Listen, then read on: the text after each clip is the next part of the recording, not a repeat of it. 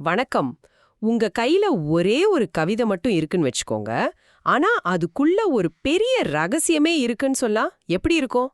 இன்னைக்கு நாம செய்ய போறது அதுதான். நம்ம கிட்ட இருக்கிற ஞானசரியங்கிற நூல்ல இருந்து ஒரே ஒரு பாடல். பாடல் எண் 8. ம் வெறும் 8 வரிதான். ஆமா. ஆனா அந்த 8 வரிக்குள்ள ஒரு அவசர அழைப்பு, அப்புறம் நம்பவே முடியாத சில வாக்குறுதிகள், அதை அடையறதுக்கான ஒரு வழின்னு ஒரு பெரிய உலகமே ஒழிஞ்சிருக்கு. நிச்சயமா. இந்த உரையாடலோட நோக்கம், இந்த ஒரு பாடலுக்குள்ள ஒழிஞ்சிருக்கிற ஒவ்வொரு அர்த்தத்தையும் ஒன்னா சேர்ந்து தோண்டி எடுக்கிறது தான். முதல்ல நான் அந்த பாடலை முழுசா படிக்கிறேன். சரி. அதோட உணர்வை மட்டும் உள்வாங்கிக்கோங்க. அப்புறம் அதை துண்டு துண்டா பிரிச்சு பார்க்கலாம். உணர்ச்சி பூர்வமாக, விரைந்து விரைந்து தடைந்திடுமின் மேதினியீர் இங்கே, மெய்மை உரைக்கின்றேன் நீர் வேறு நினையாதீர், திரைந்து திரைந்து உளுத்தவரும் இளமை அடைந்திடவும், செத்தவர்கள் எழுந்திடவும் சித்தாடல் புரிய, வரைந்து வரைந்தெல்லாம் செய் வல்ல சித்தன்தானே, வருகின்ற தருணமிது வரம் பெறலாம் நீவீர், கரைந்து கரைந்து உளம் உருகி, கண்களின் நீர் பெருகி, கருணை நடக்கடவுளே உட்கருதுமினோ கழித்தே. கேட்டிங்களா? வரியிலேயே விரைந்து விரைந்துன்னு 2 தடவை வருது. ஆமா, அந்த அழுத்தம் ரொம்ப முக்கியம். அந்த வார்த்தையை அப்படி அழுத்தி சொல்ல வேண்டிய அவசியம் என்ன? ஏதோ நேரம் கிடைக்கும்போது வாங்கன்னு சொல்ற மாதிரி இல்ல. ஒரு ஒரு தீப்பிடிச்ச மாதிரி ஒரு அவசரம் தெரியுது. ஏன் இந்த அவசரம்? ஆமா, அந்த அவசரம் தான் இதோட முதல் திறவுகோல். இது ஒரு மென்மையான அழைப்புதல் இல்ல, இது ஒரு பிரகடனம். ஓ, பிரகடனமா? ஆமா, மாநாட்டுக்கான அறிவிப்பு மாதிரி. இந்த பாடலை இயற்றியவர் இந்த உலகத்தில் உள்ள மக்கள் எல்லாருக்கும், அதாவது மேதினீர் அப்படின்னு எல்லோரையும் சேர்த்து. ஆமா, அந்த வார்த்தை வருது. ஒரு முக்கியமான காலக்கெடு இருக்கிற செய்திய சொல்ல வர்றார். இது சித்தர்களோட இயல்பான துணி. அவங்க மென்மையா கவிதை எழுதுறவங்க மட்டும் இல்ல, புரட்சியாளர்கள் மாதிரி. சரியா சொன்னீங்க. சமூகத்தோட நிறுவப்பட்ட கருத்துக்களை உடைக்கிறவங்க. அதனால அவங்க பேச்சுல எப்போதுமே ஒரு அதிகாரமும் ஒரு அவசரமும் இருக்கும். அப்போ இது வெறும் கவிதை இல்ல, ஒரு மேனிஃபெஸ்டோ, அதாவது ஒரு கொள்கை அறிக்கை மாதிரி சொல்றீங்களா? எக்ஸாக்ட்லி. அதோட அடுத்த வரியும் பாருங்க. இங்கே மெய்மை உரைக்கின்றேன் நீர் வேறுணையாதீர். நான் சொல்றதுதான் 100க்கு 100 உண்மை. வேற எதையும் யோசிச்சு உங்க நேரத்தை வீணாக்காதீங்கன்னு சொல்ற அளவுக்கு ஒரு தைரியம். ஆமா, கேட்பவரை ஆரம்பத்திலேயே கட்டி போடுற உத்தி அது. நான் சொல்ல போறது ரொம்ப முக்கியம், அதனால முழு கவனமும் இங்க இருக்கணும்னு நிலைநாட்டுறாங்க. சரி, அப்படி எம்னடா அந்த மெய்மைய சொல்ல வராங்கன்னு பார்த்தா அப்படியே தலை சுத்துது. அடுத்த வரிகள்ல வர்ற வாக்குறுதிகள் சாதாரணமானவை இல்ல. இல்லவே இல்ல. முதலாவது, திரைந்து திரைந்து உளுத்தவரும் இளமை அடைந்திடவும். அதாவது வயசாகி உடம்புல சுருக்கம் விழுந்து தளர்ந்து போனவங்க கூட மறுபடியும் இளமையா மாறுவாங்கன்னு சொல்லுது. இதைத் தொடர்ந்து வர்றது இன்னும் ஒரு படி மேல, செத்தவர்கள் எழுந்திடவும். ஆமா, இறந்தவங்க உயிர் பெற்று எழுவாங்கன்னு. இப்போ இங்க ஒரு நிமிஷம் நிறுத்துவோம். இதை எப்படி எடுத்துக்கிறது? செத்தவங்க எந்திரிப்பாங்கன்னு சொன்னா இங்கிக்கு இத கேக்குற நம்மால ஏத்துக்க முடியுமா? அதுதான் முக்கியமான கேள்வி. அவங்க நிஜமாவே இத நம்பிதான் எழுதுனாங்களா, இல்ல இதுக்கு வேற எதுவும் உருவகமான அர்த்தம் இருக்கா? இது ஒரு மிக முக்கியமான கேள்வி. இத நாம 2 விதமா பார்க்கலாம். முதல் பார்வை நேரடியான பார்வை. ஓகே. சித்தர்களை பொறுத்தவரை மனித உடம்புங்கிறது ஒரு ரகசிய ஆய்வகம். அதுக்குள்ள எண்ணற்ற சாத்தியங்கள் இருக்குன்னு அவங்க நம்பினாங்க. காய கல்பம்ங்கிற ஒரு முறை மூலமா உடலை அழியாம இளமையோட வச்சுக்க முடியும்னு அவங்க தீவிரமா நம்புனாங்க. ஆமா, அதுக்கான ஆராய்ச்சிகளும் செஞ்சாங்க. அதனால அவங்க பார்வையில முதுமையை ஜெயிக்கிறதும் மரணத்தை தள்ளி போடுறதும் சாத்தியமான விஷயங்கள் தான். ஆமா இல்லையா?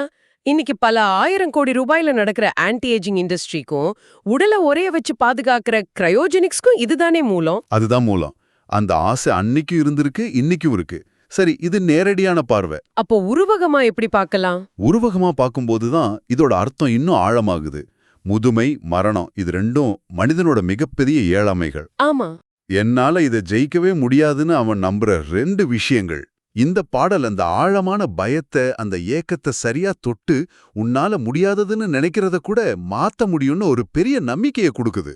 பௌதீக உலகத்தோட விதிகளை தாண்டி போற ஒரு சக்திய பத்தினது. சரியா சொன்னீங்க. ஓகே, இந்த அபூர்வ சக்திகளுக்கு பின்னாடி யாரு இருக்கா? இந்த சுடேசங்களை நிகழ்த்துறது யாரு? பாடல் ரொம்ப தெளிவா வல்ல சித்தன் அப்படின்னு ஒருத்தரை குறிப்பிடுது. வல்ல சித்தன். அதுவும் சித்தாடல் புரி வரைந்து வரைந்தெல்லாஞ்சை வல்ல சித்தன்னு சொல்லுது. இந்த வல்ல சித்தன் யாரு? ஒரு குறிப்பிட்ட குருவா இல்ல ஒரு கடவுளா?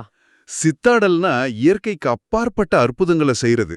ஆனா இங்க வர்ற வல்ல சித்தன் வெறும் மேஜிக் செய்யறவர் மட்டும் இல்ல. அப்போ அந்த வல்லங்கிற வார்த்தைக்கு சர்வ வல்லமை உள்ளன்னு அர்த்தம். அவர் எல்லாவற்றையும் வரைந்து அதாவது ஒரு இன்ஜினியர் மாதிரி திட்டமிட்டு வடிவமைச்சு செயல்படுத்துறவர்னு பாடல் சொல்லுது. ஓ, அப்போ அவர் இயற்கையோட விதிகளை மீறல. அவரே அந்த விதிகளை உருவாக்குற ஒரு காஸ்மிக் ஃபோர்ஸ் மாதிரி சித்தரிக்கப்படுறார். அப்போ இது ஒரு குறிப்பிட்ட ஆள குறிக்கல, இது ஒரு பிரபஞ்ச சக்தியோட உருவகம். ஆமா, சரி, இந்த வல்ல சித்தர் எப்போ வருவார், இந்த அற்புதங்கள்லாம் எப்ப நடக்கும்? அடுத்த வரிதான் இந்த முழு பாடலுக்கும் ஒரு டைம்லைன் கொடுக்குது. வருகின்ற தருணம் இதுதான் எனக்கு ரொம்ப பிடிச்ச வரி.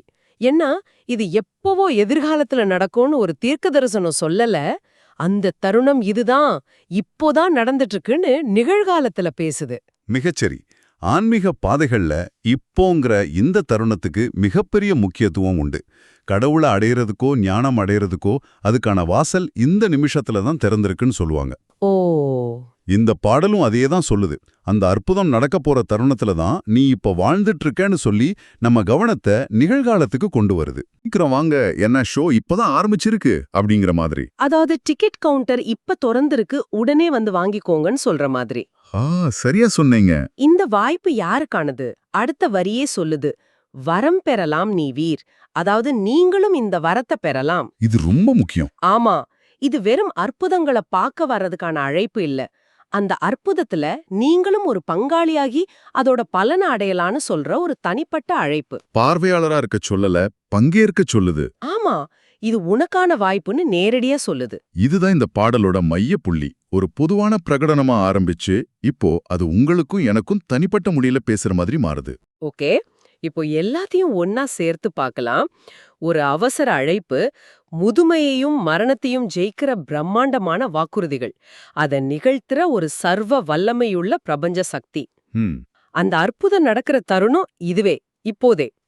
அதுல நீங்களும் பயனடையலான்னு ஒரு நேரடி அழைப்பு. இது வரைக்கும் தெளிவா இருக்கு. ஆமா. இப்போ மிக மிக முக்கியமான கேள்வி வருது. சரி, இந்த வரத்தை பெறுவதற்கு நான் என்ன செய்யணும்? அதுக்கான வழிமுறை என்ன? இந்த கேள்விக்கு தான் பாடலோட கடைசி 2 வரிகளும் பதில் சொல்லுது. அதுதான் இந்த முழு பாடலோட ஆன்மா, அதோட செயல்முறை விளக்கம். நான் அந்த வரிகளை மறுபடியும் படிக்கிறேன். கரைந்து கரைந்து உள்ளம் உருகி, கண்களின் நீர் பெருகி, கருணை நட கடவுளை உட்கருதுமினோ கழித்தே. இங்க எனக்கு ஒரு சின்ன குழப்பம் வருது. ஒரு பக்கம் உள்ளம் உருகி கண்ணீர் வரணும்னு சொல்லுது, ஆனா கடைசியில களிப்போடு, அதாவது சந்தோஷமா இருக்கணும்னு சொல்லுது. ஆமா. வலியும் சந்தோஷமும் எப்படி ஒரே நேரத்துல சாத்தியம்? இது ஒரு முரண்பாடா தெரியுதே. இது முரண்பாடு இல்ல, இது ஒரு டிரான்ஸ்ஃபர்மேஷன் ப்ராசஸ். ஒரு நிலையிலிருந்து இன்னொரு நிலைக்கு மாறுறது. விளக்கமா சொல்லுங்களேன்.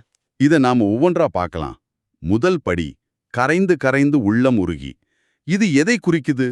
நான், என்னுடையதுங்கிற அந்த அகந்தைய, அந்த ஈகோவ. ஆமா, அந்த ஈகோவை கரை வச்சு உருக வச்சு இல்லாம ஆக்குறத குறிக்குது. ஒரு மெழுகுவர்த்தி உருகி தன்னோட சுய உருவத்தை இழந்து ஒளியா மாறுற மாதிரி. அருமையான விளக்கம். தன்னை முழுமையா இழந்து அந்த பரம்பொருள்கிட்ட அர்ப்பணிக்கிற நிலை இது. உளவியல் ரீதியா இத ஈகோ டெத்னு கூட சொல்லலாம். அப்போ அந்த உள்மன உருக்கத்தோட வெளிப்பாடுதான் அடுத்ததா கண்களின் நீர் பெருகி. அதேதான். இது சோகத்துல வர்ற கண்ணீர் இல்ல, ஆழ்ந்த பக்தியால, பேரானந்தத்தால, அந்த அர்ப்பணிப்போட உச்சக்கட்டத்துல வர்ற ஆனந்த கண்ணீர். ஓ, ஆனந்த கண்ணீரா? ஆமா. ஒரு அவை உணையும் போலி எப்படி தண்ணீர் கட்டுப்படுத்த முடியாம பெருக்கெடுத்து ஓடுமோ அந்த மாதிரி உள்ளுக்குள்ள உணர்ச்சிகள் கரைபுரண்டு ஓடும்போது அது கண்ணீரா வெளிப்படுது. ஒரு கெதார்சிஸ் மாதிரி. ஒரு தூய்மைப்படுத்தல். சரி, யாரிடம் இப்படி உருகணும்? கருணை நடக் கடவுளை, கருணை நடனம் புரியும் கடவுள். இது பெரும்பாலும் ஆனந்த தாண்டவம் புரியும் சிவபெருமானை குறிப்பதாக கொள்ளலாம் இல்லையா? ஆமா. அந்த நடனம் படைத்தல், காத்தல், அழித்தல், மறைத்தல், அருளல்ங்கிற 5 தொழில்களையும் குறிக்கிற ஒரு பிரபஞ்ச நடனம். அது வெறும் அழிவுக்கான நடனம் இல்ல, அது கருணையின் வடிவானது. கடைசியா இந்த நிலையை எப்படி அடையணும்? உட்கருதுமினோ கழித்தே, உள்ளுக்குள்ள அவரை நினையுங்கள். ஆனா எப்படி? களிப்போடு, அதாவது பேரானந்தத்தோடு. இதுதான் நீங்க கேட்ட கேள்விக்கான பதில். அந்த உள்ளம் உருகுறதும் கண்ணீர் வர்றதும் துக்கமான செயல்பாடு இல்ல, அது அகங்காரம் கரையும் போது வர்ற ஒரு விடுதலை உணர்வு. ஆமா. அந்த விடுதலையே ஒரு பேயானந்தம் தான். அதனால துக்கப்பட்டு புலம்பி மன்றாடி கடவுளை அடையறத விட ஆனந்தமா அவரோட ஒன்றி போவதுதான் உண்மையான பக்தியின் உச்சம் இந்த பாடல் சொல்லுது. அப்போ அந்த வலி சந்தோஷங்கிறது முரண்பாடு இல்ல.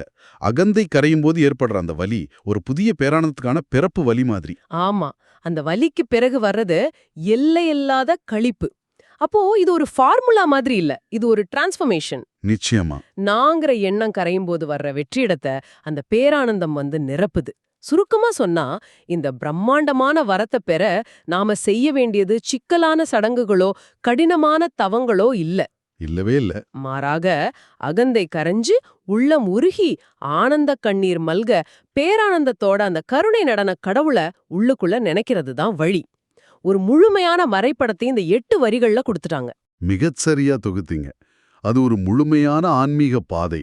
ஒரு அழைப்புல தொடங்கி இலக்கை சொல்லி அந்த இலக்கை அடையும் வழியையும் தெள்ளத் தெளிவா காட்டுது இந்த ஒரு பாடல். சரி, நாம இந்த பாடலோட ஒவ்வொரு அடுக்கையும் பார்த்தோம். இது உங்களை ஒரு கேள்வியுடன் விட்டுச் செல்கிறதுன்னு நான் நினைக்கிறேன். இந்த பாடல் அற்புதங்களை கண்மூடித்தனமா நம்பச் சொல்லவில்லை. மாறாக ஒரு குறிப்பிட்ட மனநிலையை, ஒரு உள்மனதின் உச்சபட்ச நிலையை அடையச் சொல்லுது. ஒருவேளை சொல்லுங்க, அந்த உள்ளம் உருகி களிப்புடன் சரணடையும் அந்த பக்தி நிலைதான் இந்த சக்தி வாய்ந்த இயற்கையை மாற்றக்கூடிய யதார்த்தத்தை திறக்கும் சாவியா இருக்குமோ? அந்த கேள்விதான் இந்த உரையாடலின் சாராம்சம். அந்த உள்மனதின் நிலைதான் இங்கே பிரதானம்.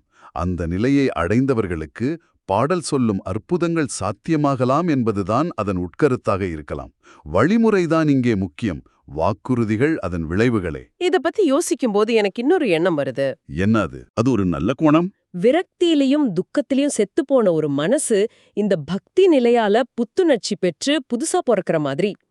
சோர்வுலையும் கவலையிலையும் முதிர்ந்து போன ஒரு ஆன்மா திரும்பவும் ஒரு குழந்தையின் உற்சாகத்தோடு துள்ளுற மாதிரி. ஆமா, அந்த அகமாற்றம் கூட ஒருத்தருக்கு உடல் ரீதியான மாற்றத்தை விட சக்தி வாய்ந்ததா இருக்கலாம் ஐயா. நிச்சயமா.